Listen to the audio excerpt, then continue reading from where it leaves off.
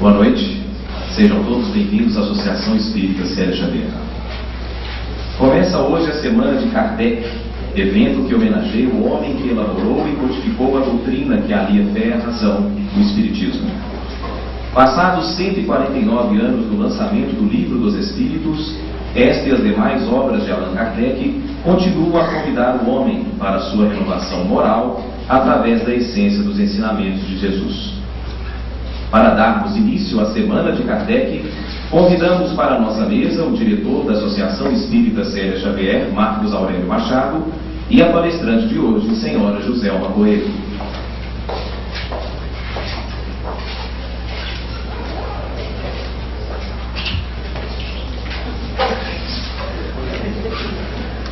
Chamamos também a dirigente da reunião pública de segunda-feira, Alcione Miana.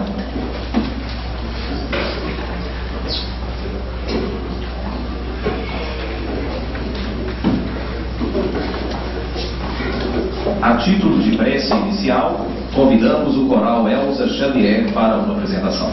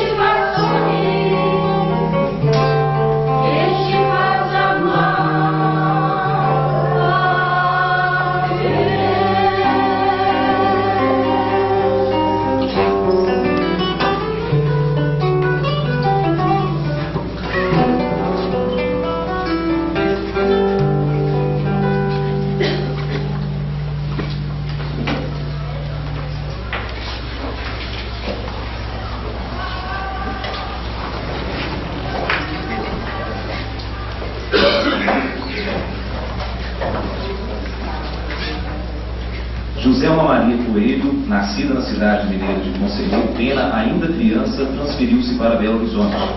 Diplomou-se em Pedagogia e Administração Escolar. Há mais de 30 anos tornou-se espírita, começando sua trajetória aqui na Casa de Célia. Foi fundadora, junto com vários companheiros de ideal, da Editora Espírita Fonte Viva em 1983. Entre suas funções atuais destacam-se presidente do Conselho Espírita Municipal da Aliança Municipal Espírita, membro da Comissão Central responsável pela produção e distribuição da tomada Lobo Pedro, presidente da Sociedade Espírita Maria Nunes em Belo Horizonte, presidente da Editora Espírita Fonte Viva, presidente do Grupo Espírita Arthur Bernardes em Santa Luzia, membro do Conselho Diretor da Associação Espírita Célia Xavier, presidente do Núcleo Educacional Ana Beatriz Projeto Viva, que escreve mensalmente para a revista Espírita Verdade e Luz de Lisboa. E agora com vocês, Joselma Coelho, com o tema Alto de Fé em Barcelona. Gente, uma alegria estar aqui.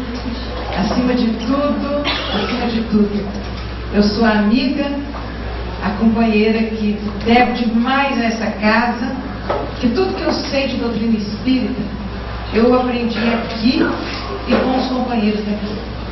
Então, eu estou mais ansiosa para conversar com vocês hoje do que sábado. Sexta-feira, Marco Aurélio me ligou, eu estava lá em Recife. A gente foi participar da Mostra Espírita. Eu falei, Marco Aurélio, que bom que você ligou, você faz uma prece para mim, porque eu vou falar para 3.000 pessoas agora para abrir a mostra. E eu não sabia que eu ia abrir a mostra. Eu achei que eu ia falar, sim, que era a abertura. Então, mas hoje eu estou mais nervosa aqui do que lá, diante de 3.000. Porque aqui é a casa do coração da gente. Não que lá não seja, mas aqui eu estou entre os companheiros, entre os amigos, e a gente quer sempre procurar atender melhor o coração de cada um. E para mim é uma alegria estar aqui na abertura da Semana Espírita. Eu refleti hoje pela manhã que no dia de amanhã nós estaremos comemorando a vinda de Kardec, daquele espírito naquela encarnação, onde ele recebeu o nome de Hipólito Léon Denisard Vail. Amanhã fazem 202 anos. E eu fiquei imaginando a importância desse nascimento, dessa reencarnação e de tudo o que esse espírito fez em favor de toda a humanidade. E nós só temos a agradecer e a refletir sobre tudo o que ele fez ao passar pela terra. Deixou uma marca de luz, né? Quando a gente imagina o caminho de algumas pessoas que nós temos como paradigma na nossa jornada, nós pensamos naqueles que são como carregadores de tocha, que vão à frente carregando tochas, para que nós possamos, iluminados por aquela tocha, seguir atrás deles e tentar fazer um pouquinho do muito que eles estão nos ensinando. Então, é muito importante que nós espíritas possamos refletir sobre esse codificador, essa aula tão importante que foi o codificador da doutrina espírita, e possamos, ao refletir sobre ele, rever também a nossa posição de espíritas e o que é que nós podemos fazer a mais e até melhor do que estamos fazendo até hoje. E depois de conversar com o Marcinho sobre o tema que nós iríamos falar, a gente ficou buscando que tema falar. Nós buscamos esse tema que na verdade é um fato na vida de Kardec, de todos os seus companheiros na época, que ele chega a ser triste e chocante, mas ao mesmo tempo, quando a gente vê em toda a extensão, nós vemos a beleza do fato, nós vemos a grandeza do planejamento divino, e é exatamente sobre isso que nós tivemos a vontade de refletir hoje, porque muitas vezes por situações bem menores nós sentimos às vezes entristecidos, desanimados, pensamos em abandonar as coisas, e nós vamos ver na situação, no fato ocorrido, a grandeza de Kardec, que muitas vezes a gente não alcança quando conhece toda a sua obra, todo o seu trabalho, e vamos aprendendo, mas a gente não conhece detalhes que são verdadeiramente importantes para todos nós.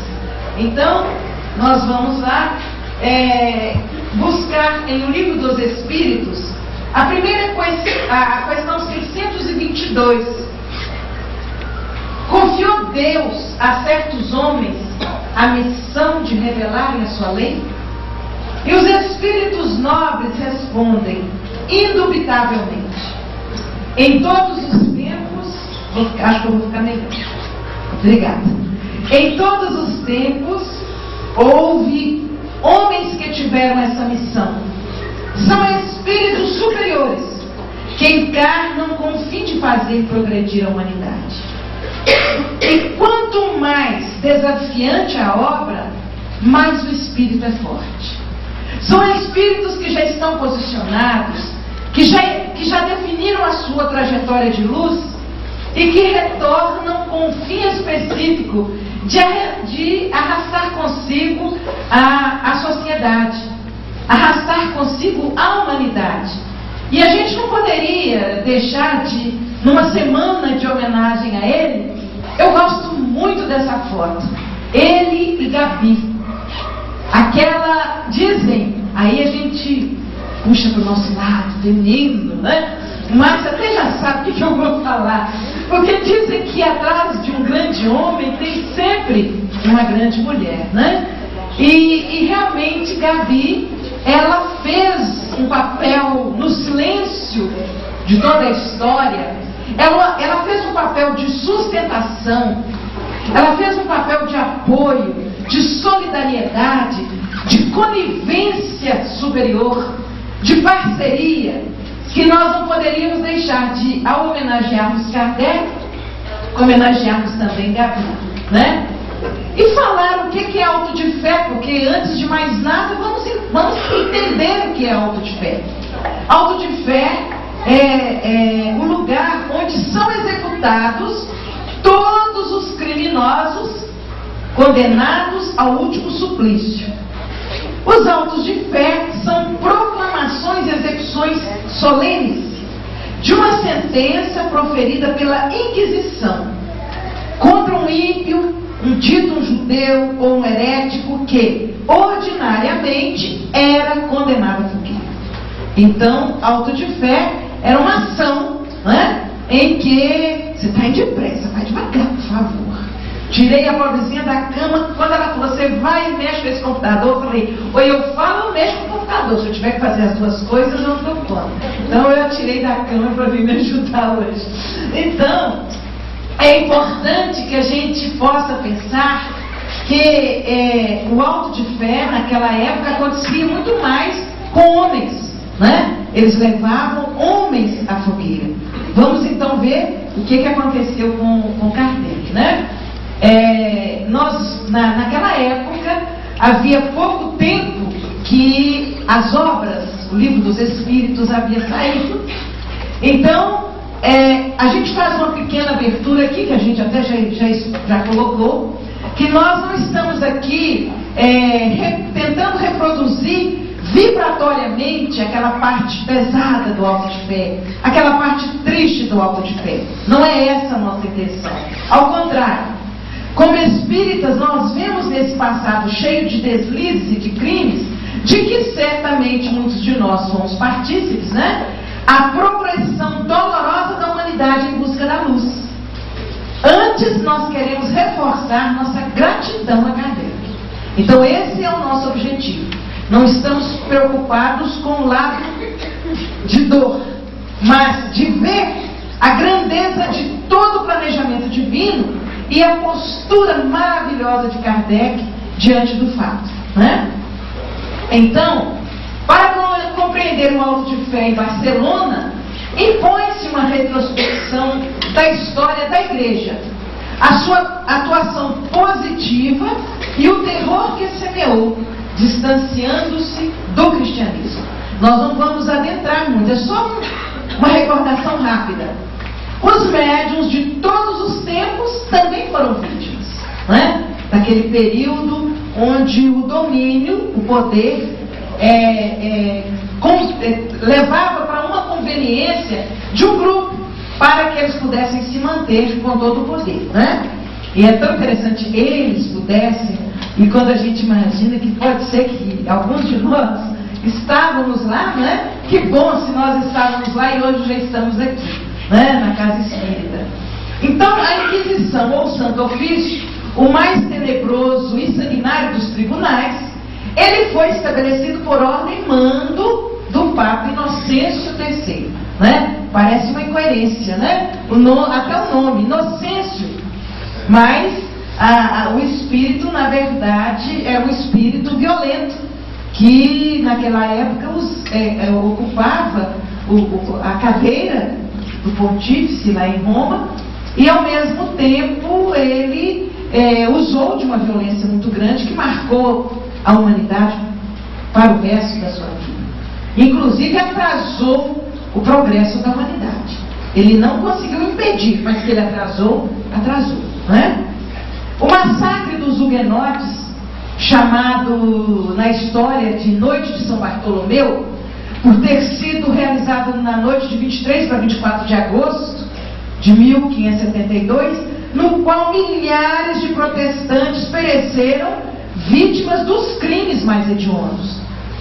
Todos nós temos notícias, certamente tem aqueles aqui que pesquisam mais, tem notícia do que foi o terror da noite de São Bartolomeu, né?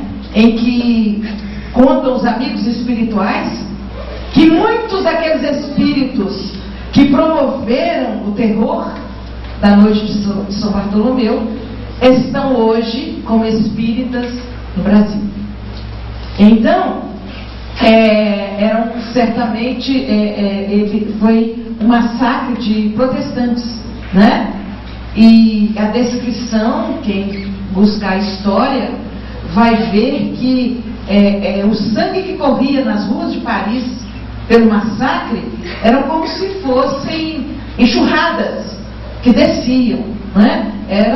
Foi uma noite de terror, mas foi uma ação também promovida pelos líderes católicos, né? E com o interesse da rainha, né? Dos acusados que compareciam diante do tribunal da Inquisição, uns eram absolvidos, outros condenados à abjuração a penas diversas, como multas, confiscação dos bens, prisão, etc. Outros, por serem assim condenados, eram relegados à justiça secular, que os relegava ao carrasco, para que eles pudessem ser sacrificados, né? Então nós demos essa passada rapidinha, nós não vamos parar nisso, foi só uma passada mais rápida para a gente dar uma ativada na nossa memória, né? Então, do século XVI ao século XVIII, houve numerosos autos de fé, sobretudo na Espanha, no tempo de Felipe II. Então, isso é só para dar uma posição histórica e religiosa do fato, né? Aqueles que se interessarem podem buscar mais nos próprios livros de história universal e também em muitos livros espíritas que adentram por esses assuntos e nos posicionam quanto às ações daquela época.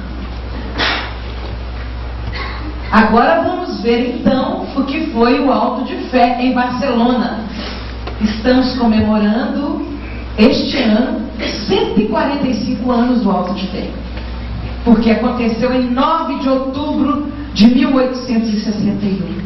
Exatamente porque estava tão próximo da data da comemoração de 145 anos, eu conversando com o Marcinho, a gente achou que poderia ser ele, exatamente porque nós estaremos agora, dia 9, comemorando 145 anos. E muitos de nós espíritas não falamos muito nesse assunto. Kardec, a pedido de Lachapelle, que hoje já é mais conhecido, porque existem hoje editoras com o nome dele, né? A gente o identifica mais. Mas ele, na época, ele residia em Barcelona, E ele, Lachar, então, solicita 300 obras espíritas para divulgar na Espanha. E eram livros e brochuras sobre o espiritismo, obras que não possuíam o imprimatur eclesiástico. Esse foi o grande pecado, se a gente pode chamar de pecado, entre aspas. Só isso. Não tinha mais nada de erro nos livros. Não tinha um selo, um imprimatur da Igreja Católica. Então, se não tinha um selo, não podia ser vendido, né? Então, os compradores dos livros, eles pagaram tudo direitinho, eles anteciparam, pagaram o imposto alfandegário, mas aí eles não puderam, os livros não foram entregues. Aí eles pediram restituição, negaram o pedido. Além de eles sequestrarem os livros, não devolveram os impostos que foram pagos. Olha só. E a alegação caracterizava bem a arbitrariedade. A Igreja Católica é universal, sendo estes livros contra a fé católica. Olha a expressão, contra a fé católica. O governo não pode consentir que eles venham a perverter a moral e a religião de outros países. Então, o parecer que foi dado é esse, que os livros eram contra a fé católica. Na verdade, quando nós vamos conhecendo as obras espíritas, nós não encontramos algo, uma vírgula sequer, que possa dizer que está falando mal do catolicismo ou de qualquer outra religião. Porque o que os livros, o que as obras espíritas nos fazem é estimular até a nossa gratidão. A nossa, vamos chamar assim, a religião mãe, né? Que não foi ela que prejudicou a humanidade. Homens que utilizaram a religião. Mas, na verdade, se não fosse o catolicismo, possivelmente o Evangelho não teria chegado até os tempos mais próximos de nós. Porque com o fato de o Evangelho estar em latim, dos padres celebrarem em latim, e aquele domínio, talvez nós não tivéssemos acesso hoje ao Evangelho tão ainda mais puro como nós tivemos. Então nós só temos que agradecer. Então o Espiritismo não é contra. O Espiritismo nos esclarece, nos liberta de dogmas, nos liberta de conceitos, nos liberta de dependências, e a partir daí nós levantamos a cabeça diante da vida, diante dos compromissos e progredimos, né? Então, caminhando, vejam as obras enviadas. Certamente tem alguns aí que sabem francês melhor do que eu, então eu não vou ousar agredir os ouvidos desses falando os nomes aqui em francês, que eu ia arrumar uma coisa aqui horrorosa. Então, eu deixo aqui a relação dos livros que foram enviados para a Espanha. Lá está a Revista Espírita, a Revista Espiritualista, o Livro dos Espíritos, o Livro dos Médiuns, o que é o Espiritismo, fragmentos da sonada ditada pelo Espírito Mozart, Carta de um Católico sobre o Espiritismo, para o Dr. Grant, a história de Joana d'Arc, ditada por ela mesma, a Mademoiselle Hermance de Foucault. É um livro que hoje já tem atualizada a tradução dele, e é muito interessante a gente ler a história ditada por ela mesma, quando ela dá os detalhes de como ela sai junto da família e parte para atender aquela voz. É muito interessante o livro. E eu não acabei de falar, dona Mademoiselle. Volta aí. Por favor, nós não ensaiamos. Então, e a realidade dos espíritos demonstrada pela leitura direta, né? Então, essas foram as obras, num total de 300 livros. Então, aí está a vida ditada, a coleção, aqui Joana d'Arc por ela mesma, né? Isso é a edição atual, já em português, tá? É da Irmã de Flor, de uma coleção Vidas Ditadas de Além da Tumba, né? Então, nós temos aí esse livro, temos aí o da época, o livro da época, Evocação dos Espíritos, a história de Joana d'Arc, ditada por ela mesma, né? Está de Paris, 1800 e alguma coisa, acho que é 60, né? Então, aí está o livro, a capa original do livro. A gente trouxe isso assim só para valorizar também, né? Aí o livro dos Espíritos, pode ir passando agora, você pode, por favor, é só mesmo para a gente relembrar alguns, né? É o livro dos Espíritos também, não estou de pressa. Ritmo. Então aqui, né, a folha de rosto de O Livro dos Espíritos, em francês, em português. A editora, não sei se vocês viram, faz a gentileza de voltar, só para que eles vejam a editora aqui, né? A livraria deve ser Dendu, né? Não sei não, porque eu não sei falar francês. Mas está ali, Palácio Royal, Galeria d'Orléans, 1857. Dá uma emoção, eu não sei se vocês sentem isso. Eu sinto emoção, sabe? Assim, de ver isso aqui. A gente imaginar que 150 anos depois, nós estamos aqui refletindo sobre isso. É muito bonito. A gente imagina, não sei se porque hoje eu trabalho com livro espírita, então cada livro que sai é uma emoção, é um filho da gente, né? Então eu fico imaginando Kardec quando lançou. E que coragem, né? Que coragem, se ele não tivesse uma convicção. Ele tinha toda uma sociedade, vamos dizer assim, que fazia oposição. Então, se ele não tivesse fé, se ele não tivesse convicção, ele não teria lançado esse livro. Então, vamos lá. Aqui é uma pequena fala sobre a orelha, tá? Do primeiro livro dos Espíritos. Então, em francês e em português. E aí vamos voltar lá no Alto de Fé. Nós demos uma passeada nos livros, alguns dos livros, né, que Kardec mandou para Barcelona. Agora, a gente vai ver o que aconteceu.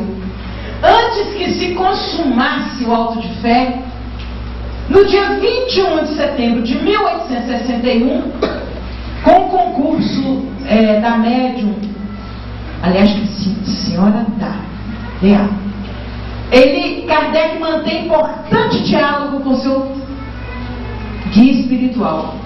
Ele indaga dele, do guia, se conviria prosseguir na reclamação para a restituição das obras que remeteram. Lembram que lá atrás, aquelas pessoas que pagaram reclamaram. E aí foi dado parecer que não tinha, que era contra a Igreja Católica, né?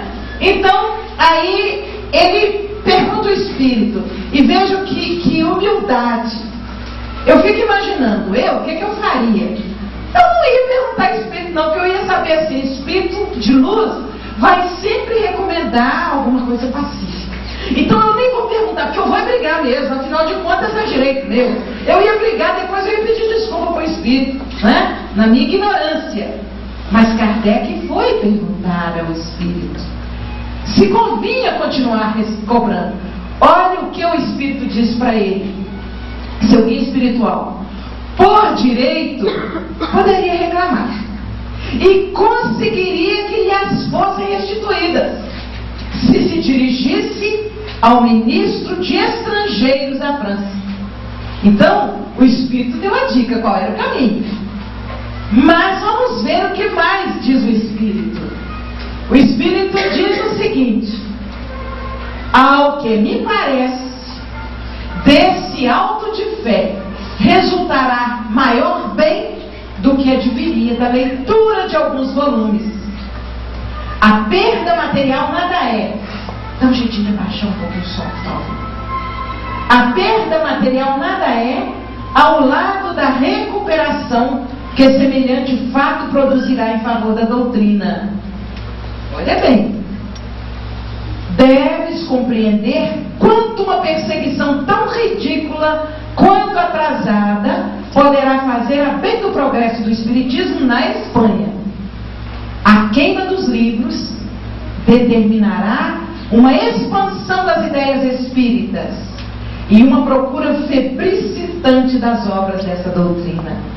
As ideias se disseminarão lá com maior rapidez e as obras serão procuradas com maior avidez, desde que tenham queimado. As tenham queimado, tudo vai bem.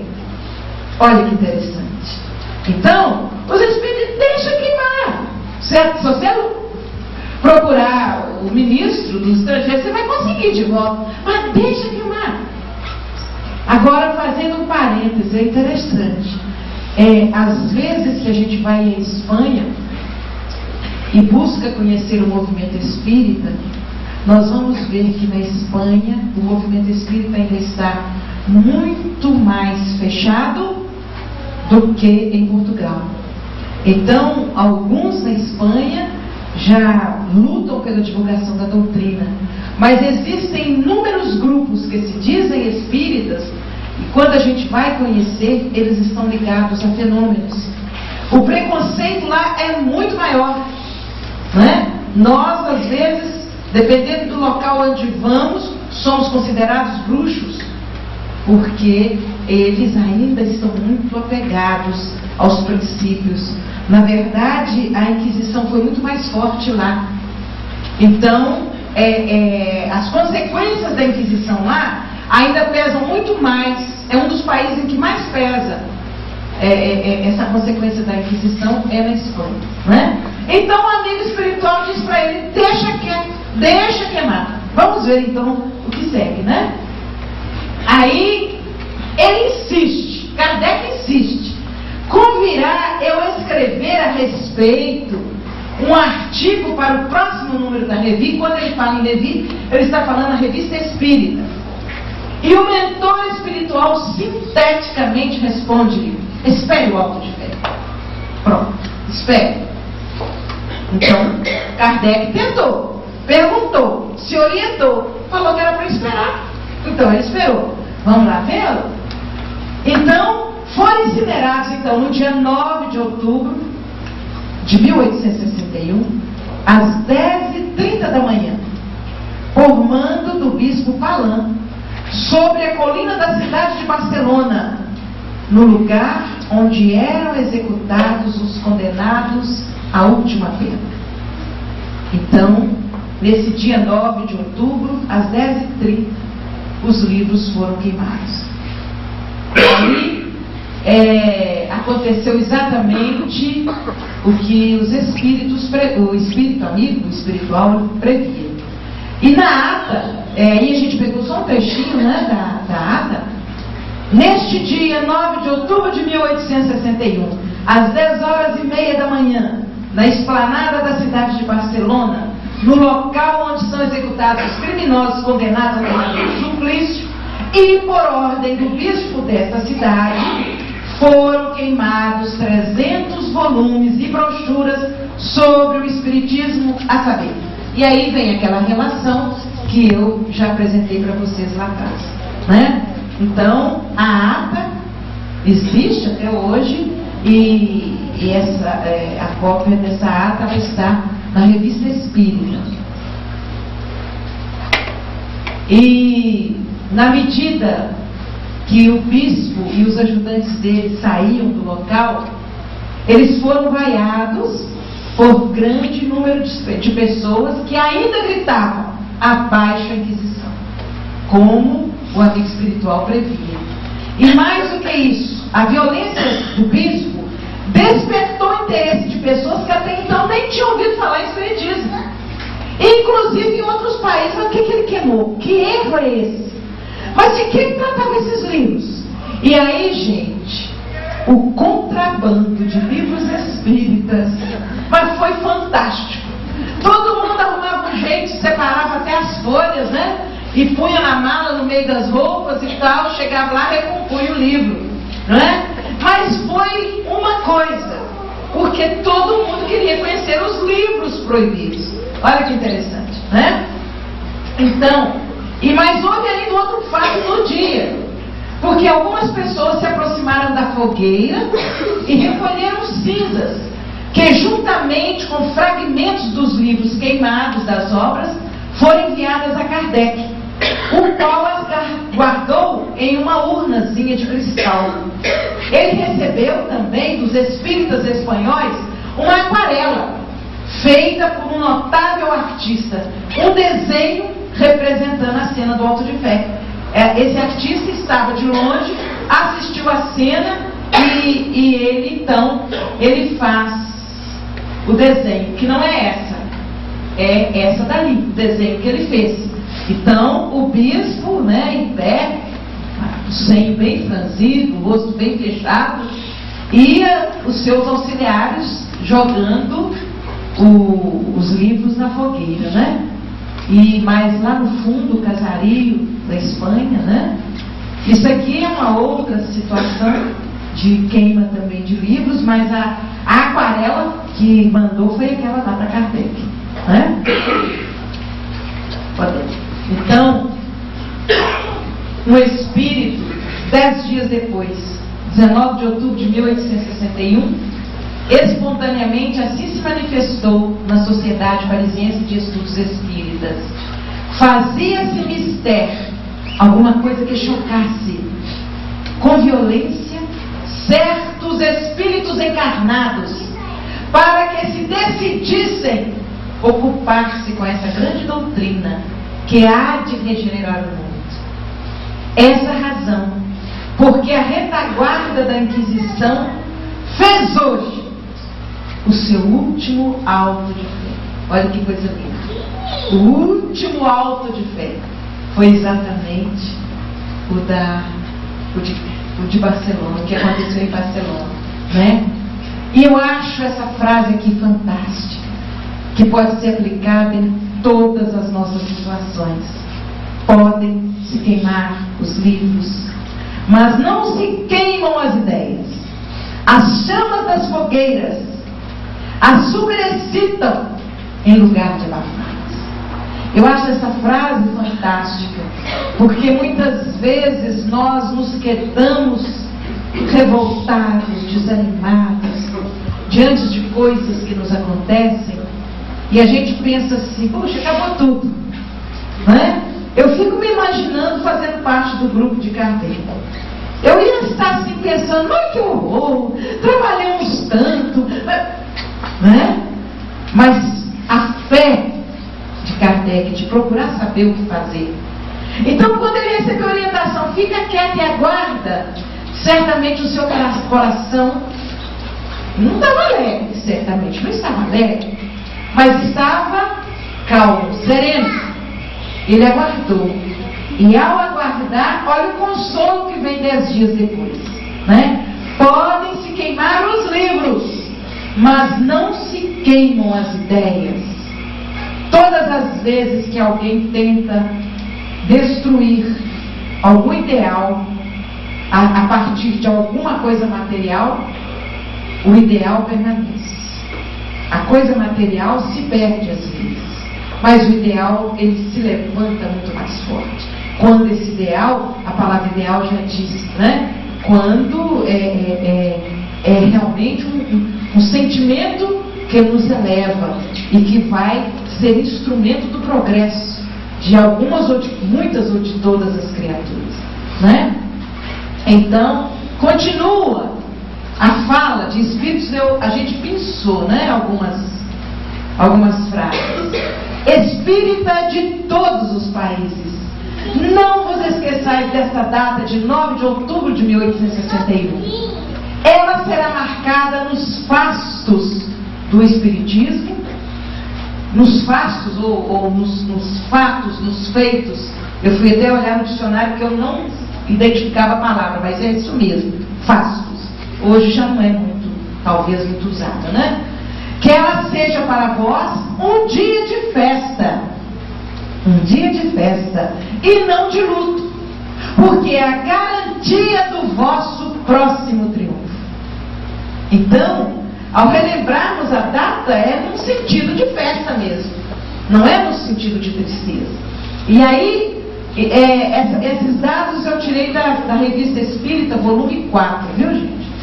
Então, vejam mais uma frase: tranquilizai-vos, as fogueiras se extinguirão por si mesmas.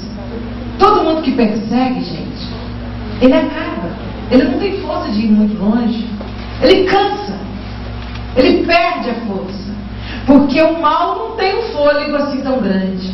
Então, tranquilizai-vos, as fogueiras se extinguirão por si mesmas, e se os livros são lançados ao fogo, o pensamento imortal lhes sobrevive. Não tem esse traço não, isso aí foi distração da gente na digitação lá, é a palavra só, sobrevive, tá certo?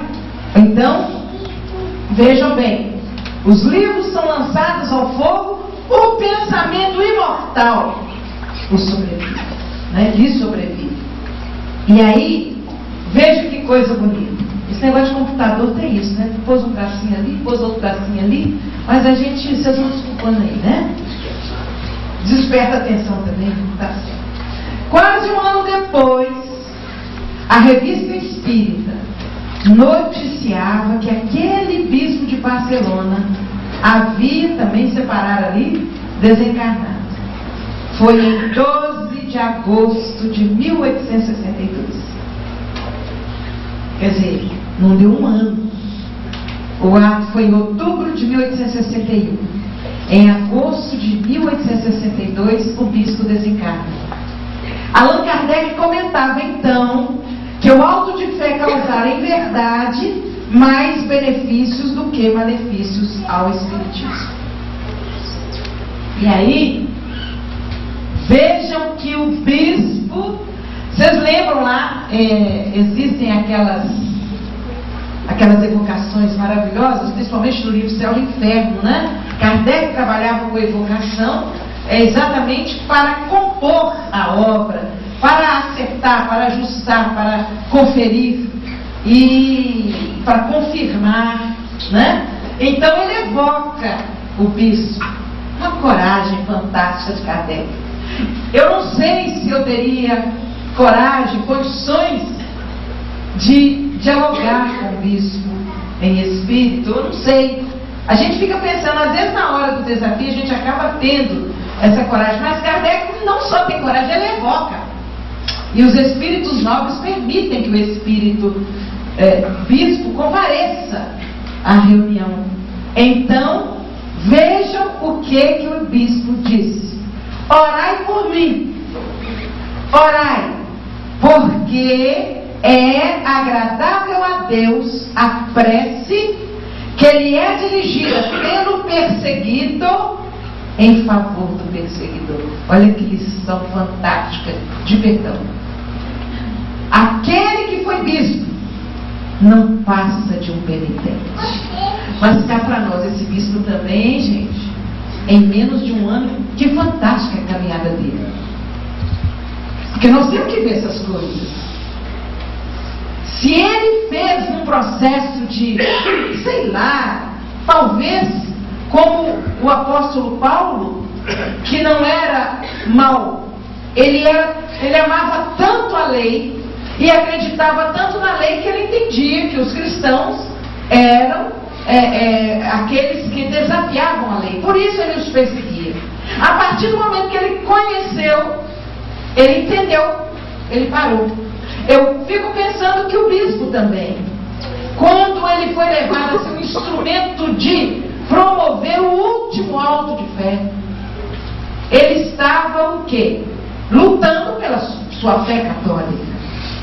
Mas quando ele percebeu o que fez, certamente com as preces, também eu fico imaginando a força da prece de Kardec, também devia tirar qualquer um lá do umbral e vamos que vamos, né? Pela força, pelo poder de amor pela luz que ele irradiava, né? Então, menos de um ano depois, a humildade do bispo. A prece que é dirigida a Deus pelo perseguido em favor do perseguidor é agradável, né? Aquele que foi bispo não passa de um penitente. É algo assim que nos deixa para uma reflexão muito grande, né? E aí, esse bispo, ele reencarna na época de Chico. O bispo aí está no Triângulo Mineiro. E no início, ele era uma espécie de... essas pessoas chatas, né? Na pedrinha, no sapato do Chico. Mas aos poucos, eles foram criando os dois um clima de amizade, de solidariedade, de respeito à doutrina espírita, que eu tenho a impressão que esse bispo desencarnou mais espírita do que muitos de nós, né? Então, a gente vê a caminhada, por isso que eu falei a beleza de refletirmos sobre o auto de fé, né? Começamos lá atrás a luta de Kardec para publicar essas obras, depois ele publica, alguém divulga, pede na Espanha. Eu imagino a alegria dele na hora que ele falou: meu Deus, os livros espíritas vão para a Espanha, né? Para um livreiro na Espanha. E de repente ele passa por aquela experiência, o bispo desencarna menos de um ano depois, se manifesta pedindo preces, e mais tarde, 100 e alguns anos, ele reencarna, e o grande cantor da doutrina espírita no Brasil, à luz do Evangelho, à luz do amor, à luz da fraternidade, da humildade, que é Chico, se torna amigo desse bispo, e os dois, então, o bispo leu quase todas as obras psicografadas pelo Chico, enquanto estava encarnado, aquela coisa toda, e eu tenho a impressão que ele desencarnou mais espírita do que muitos de nós. Então, eu tentei não render muito, eu poderia ter rendido muito, mas eu quis fazer assim, mais compacto, para não cansar vocês, não saturar vocês. Foi só mesmo uma lembrança de amor da época do auto de fé, né? E aqui a gente projeta só na lembrança, certamente. Tem sempre alguém novato, né? Que vem pela primeira vez nas nossas reuniões. Olha, devagar! Calma! Então, as duas últimas não fazem parte do Pentateuco, né? As obras básicas lá estão: o Livro dos Espíritos, o Evangelho segundo o Espiritismo, o Livro dos Médiuns, o Céu e o Inferno, a Gênese. Depois o livro Obras Póstumas, que eu acho que não faz parte do Pentateuco, mas é uma obra que o espírita não pode deixar de ler, porque são anotações do próprio Kardec enquanto acompanhava todo o desenrolar daquele momento de implantação da doutrina espírita, né? E aí a Michele disse que sobrou um espaço, ela falou assim: sobrou um espaço nesse quadro. Aí ela colocou que é o Espiritismo, que fica como convite para aqueles que não conhecem também conhecer um dos livros de Kardec, que é o Espiritismo. Agora você pode jogar para lá. Então nós estamos assim, buscando interromper a nossa pequena fala, desejando muita paz para todos nós, que nós possamos nessa semana usufruir. Vai depressa demais, não, deixa o povo.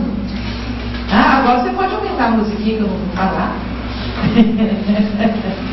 Então, a gente deseja a todos nós, né, que estejamos aí nessa semana vivenciando, usufruindo das mensagens que todos os nossos irmãos estarão trazendo ao longo da semana para passar.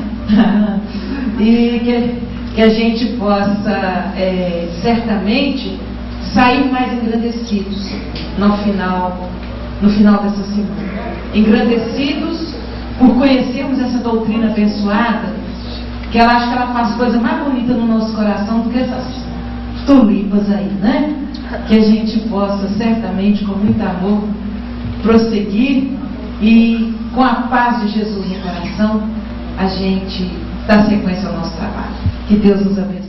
Em nome do grupo, né? Você faz parte dessa casa, né? Além de todo esse, o Papa Lobo fez aqui uma síntese do currículo, né? O companheiro que é secretário municipal de educação, e é uma pessoa muito valorosa, né? Ele é conselheiro aqui da Associação Espírita Sérgio Xavier e faz todas aquelas tarefas. Então, um carinho muito grande. Não é por acaso que ela é convidada a falar em diversos países. Constantemente ela está fora do Brasil. Mas ela é vista na nossa casa aqui permanentemente às quintas-feiras, né? Sempre aqui. E é um carinho muito grande que nós a recebemos. Estamos muito felizes com a presença dela aqui, com esse carinho, com essa vibração, com esse entusiasmo de trazer para nós um dos fatos assim, históricos mais importantes da nossa doutrina. Então nós agradecemos a ela por essa presença aqui. Estava programado para cantar mais uma música. Está programado? Então, para encerrar, nós vamos ouvir como encerramento, e eu solicito aos amigos que aguardem a apresentação do coral, e em seguida nós